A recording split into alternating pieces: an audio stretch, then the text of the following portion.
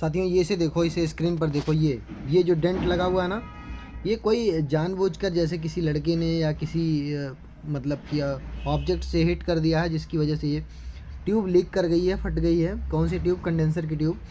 Condenser की tube को अब रिपेयर करना है मुझे। कैसे करेंगे? पहले ड्रेसिंग करेंगे, फिन्स को जो है हटाएंगे काट के।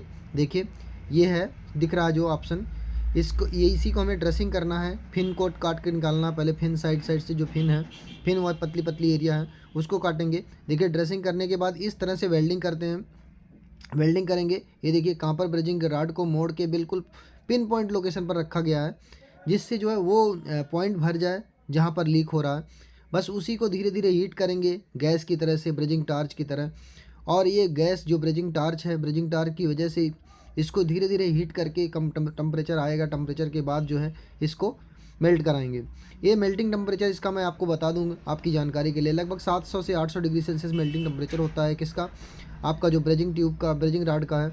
और कॉपर का टेम्परेचर होता है लगभग 1000 या 1100 डिग्री सेल्सियस, जिस पर ये मेल्ट होता है। तो इसको टेम्परेचर लाने के लिए हमें लगातार हीट करना पड़ता है बहुत देर तक। हीट करने के बाद लगभग ये 2 मिनट 3 मिनट हीट करोगे, टेम्परेचर आ जाएगा। क्योंकि एक पिन पॉइंट लोकेशन पर टेम्परेचर देना होता है, इसलिए हमें टॉर्च का यूज करते हैं, बिल्कुल ब्रिजिंग टॉर्च। बिल्कुल शार्प पॉइंट पर, लोकेशन पर, एक पॉइंट पर हीट करते रहते हैं, उससे टेम्परेचर आ जाता है।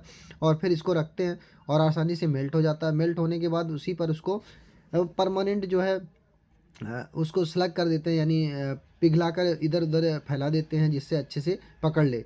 पकड़ने के बाद इसको जब अच्छे से हो जाता है तो इसमें क्या करना है, फिर से गैस चार्ज करनी है। गैस चार्ज करने के बाद, इनफैक्ट गैस पहले नहीं चार्ज करनी है, पहले इसको वैक्यूम करना है। वैक्यूम करने के लिए आपको जो है वैक्यूम पंप चाहिए।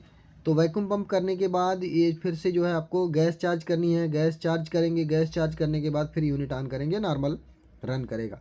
ऐसे कंडीशन में जब कभी लीक होता है तो बहुत ही प्रॉब्लम आती है। अभी तो मुझे आउटडोर पर मिल गया ये पॉइंट, लेकिन अगर इंडोर में होती तो 5 7 10 यूनिट लगी हुई है इसके साथ।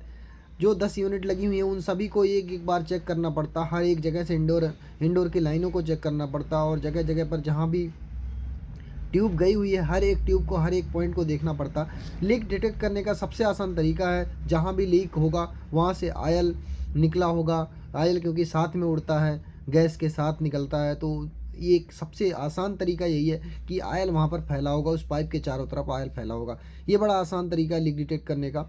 दूसरा तरीका ये है कि जब नाइट्रोजन आप फिल करते हो, गैस वहाँ से निकलती है, आवाज़ करती है, वो तरीका है नाइट्रोजन फिल करके, नाइट्रोजन होल्ड करके चेक करते हैं। उससे एक पता करते हैं, साबुन से, सोप से चेक करते हैं। तो ये है तरीके दो। उम्मीद करता हूँ समझ में आया होगा। लाइक और सब्सक्राइब कर लो चैनल को। धन्यवाद।